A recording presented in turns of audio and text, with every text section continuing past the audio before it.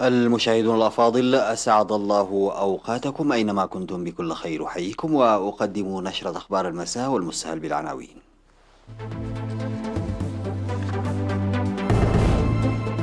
جهود لإنجاح برامج تنمية في فرع. استعدادات مسبقة للسيطرة على ظاهرة الجراد في عنسبة.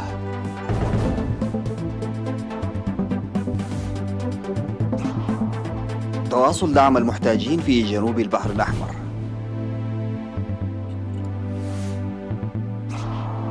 مقتل 10 جنود على الأقل في هجوم قرب حدود بوركينا فاسو. بغداد وواشنطن تؤكدان التزامهما بانسحاب القوات الأمريكية من العراق. وأزمة كورونا قد ترفع عدد من يعيشون في فقر مدقع إلى أكثر من مليار شخص. السلام عليكم ورحمة الله. أكد سكان ضواحي محفيد وكمهولو وعربتو غايرومالي ودنانلو بمديرية فرو أكدوا على استعدادهم للإيفاء بالمتطلبات لإنجاح برامج التنمية. جاء ذلك خلال زيارة حاكم إقليم شمال البحر الأحمر يومي 10 و11 من يونيو وتفقدها المشاريع تحت التنفيذ ولقائها ممثلي السكان. وأوضح المشاركون في الاجتماع أن المجرى التحويلي وطريق دمحين مالكة الذي يشيد في منطقتهم وكذلك الحفائر والخزانات الجوفية التي بلغت أعمال الإنشاءات فيها مرحلة الاكتمال والمدارس الجديدة خلقت مناخ الاستقرار وفتحت طريق التطور، وسيعملون جاهدين للاستفادة الجيدة من هذه الفرص وتجميع القرى وحماية البيئة والتعليم. وبحثت حاكم إقليم شمال البحر الأحمر السيدة أسمرة أبرهة مع ممثلي السكان المجرى التحويلي المشيد لتنمية 400 هكتار من أراضي كوسراس الزراعية التي يستخدمها سكان ضواحي محفيد وكمهولو وعربتو وطريق دمحين مالكة وخزانات المياه، مشددة على أن تجميع القرى أساس التطور. وأوصت على الدفع بأنشطة إصلاح مساقط المياه لحماية الحفائر والخزانات الجوفية من الطمي ومواصلة استخدام المراحيض والحد من اقتلاع الأشجار والعمل على تخفيف مشاكل المياه في بعض القرى.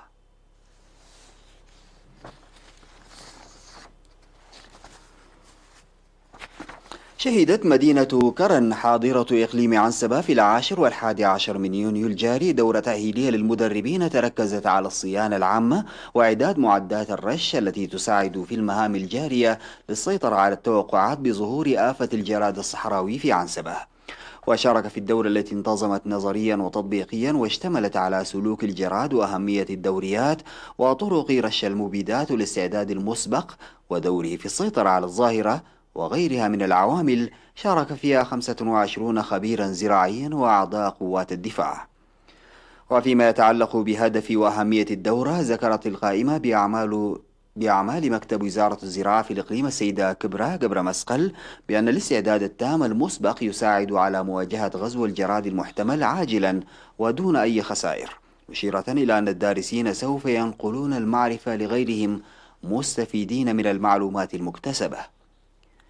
من جهته أوضح مسؤول وحدة مكافحة الآفات في الفرع السيد زيناوي عقبة آب ملائمة الإقليم الذي تقع فيه إريتريا لتكاثر الجراد الصحراوي، وانطلاقا من هذا وأخذا في الاعتبار لظهور غزو الجراد العام الماضي في بعض مناطق البلاد يتم الاستعداد المسبق قبل ظهوره.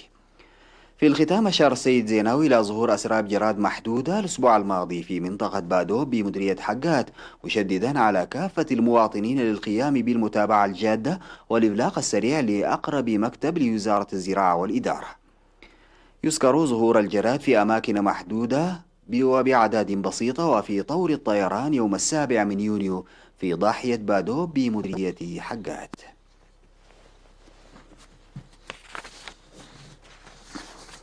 تتلقى الأسر المحتاجة التي تلازم بيوتها جراء جائحة كورونا تتلقى دعما ماليا وعينيا في مديريات إقليم جنوب البحر الأحمر. وقدم عمال المؤسسات الحكومية والتجار وأعضاء قوات الدفاع في مديرية وسط دنكاليا حوالي 31 ألف نقفة. كما قدمت جمعية معاقي الحرب وجمعية الإعاقة الذهنية دعما ماليا وعينيا لأعضائها في مديرية الرعتة. وسمح المواطنون جمحد محمد وعلي عبد الكريم وبرهان مبرهتو من بلدة طيعة استخدام لجنة مكافحة كورونا لسياراتهم حتى انتفاء المرض من البلاد. في غضون ذلك عفى السيد عبد حسن مدفوعات إيجار منزله في عصب لشهر، والسيد ولد هنس فسهازين وزوجته نجستي تسفانكيل ل3 أشهر.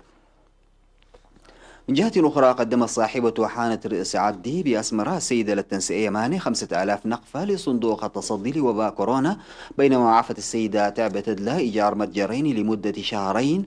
والسيد نقاش تسفى مريم من تسني مع زوجته قديمة برهتو إيجار منزلهم ل3 أشهر. والسيد جزه ستيفانوس المقيم في بولونيا الإيطالية إيجار شهرين لمنزله في أسمرة.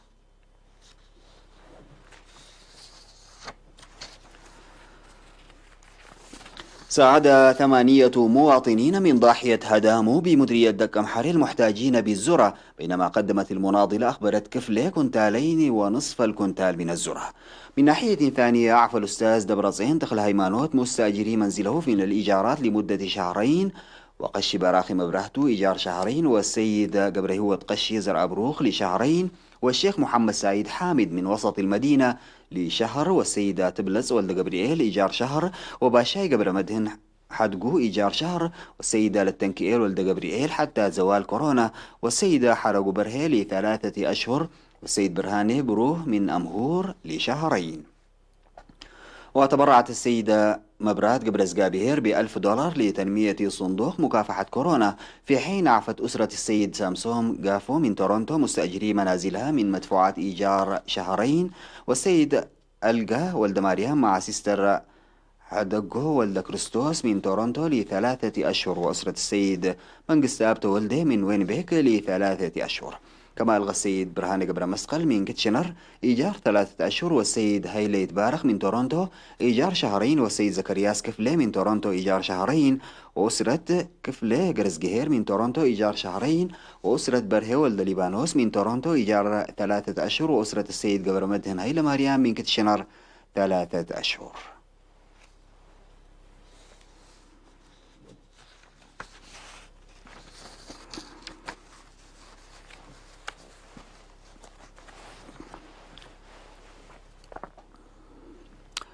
بعد الفاصل سادتي نعود لمواصلة الأخبار.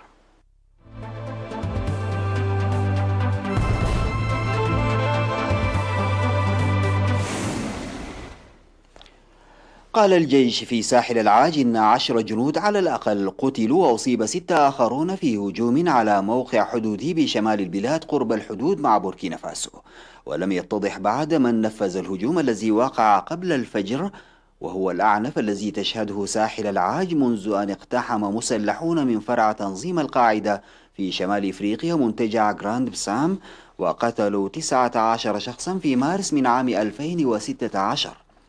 وقال قائد القوات المسلحة لاسينا دومبيا في بيان إن 10 جنود قتلوا وأصيب 6 بجروح، وأضاف أن أحد المهاجمين قتل. وفي وقت سابق قال ضابط كبير في مكتب رئيس أركان إن 12 جنديا قتلوا وأصيب 7 آخرون، وأضاف أن 2 من رجال الأمن فقدا. وشنت ساحل العاج وبوركينا فاسو عملية عسكرية مشتركة الشهر الماضي لمواجهة التهديد المتزايد من المتشددين الإسلاميين المرتبطين بتنظيمي القاعدة والدولة الإسلامية في منطقة الساحل. ذكرت وكالة الأنباء الرسمية نقلا عن رئيس الوزراء العراقي مصطفى الكاظمي أن بغداد وواشنطن أكدتا التزامهما بانسحاب القوات الأمريكية، وذلك دون تحديد جدول زمني. وكان البرلمان العراقي صوت هذا العام لصالح مغادرة القوات الأجنبية من البلاد، وتغادر القوات الأمريكية وغيرها من قوات التحالف في إطار خفض لأعدادها. وذكرت الوكالة العراقية دون الخوض في التفاصيل أن الكاظمي قال أن الحوار الاستراتيجي بين البلدين أنتج اعترافا بقرار مجلس النواب بالانسحاب الأمريكي.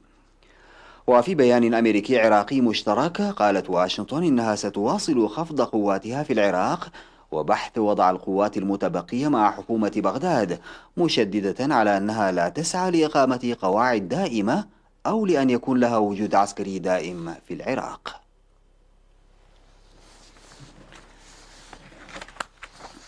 قال باحثون في تقرير إن التداعيات الاقتصادية لجائحة فيروس كورونا المستجد قد تدفع 395 مليون شخص إضافيين إلى الفقر المدقع، وتزيد إجمالي من يعيشون تحت خط الفقر على مستوى العالم إلى أكثر من مليار شخص.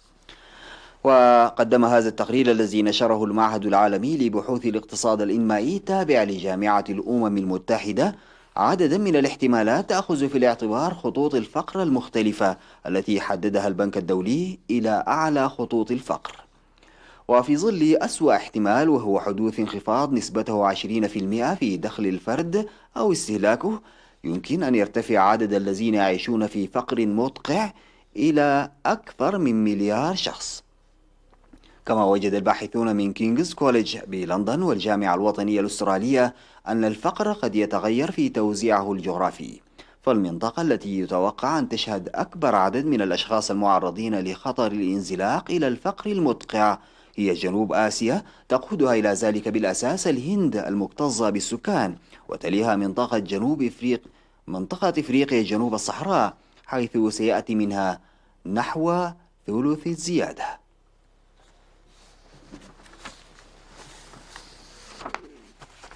تمكن جراحون في ولاية شيكاغو من زرع رئتين جديدتين لفتاة بعد أن تعرضت رئتها لتلف شديد جراء الإصابة بفيروس كورونا، وهي من القلائل الذين تمت زراعة رئتين لهم في الصين وأوروبا.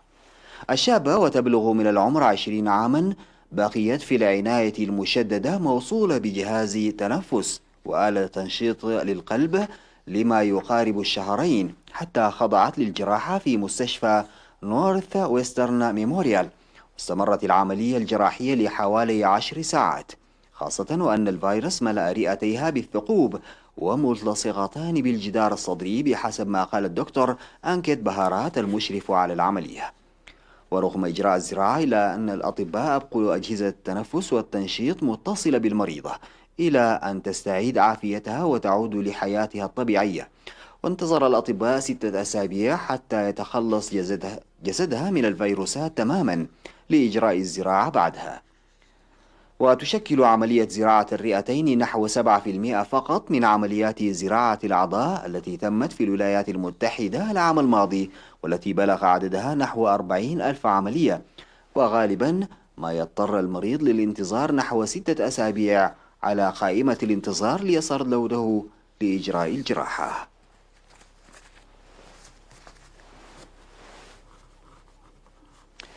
انتهت نشرة أخبار المساء، قدمتها لحضراتكم من الفضائية الإريترية. شكرا لمتابعتكم، السلام عليكم ورحمة الله تعالى وبركاته.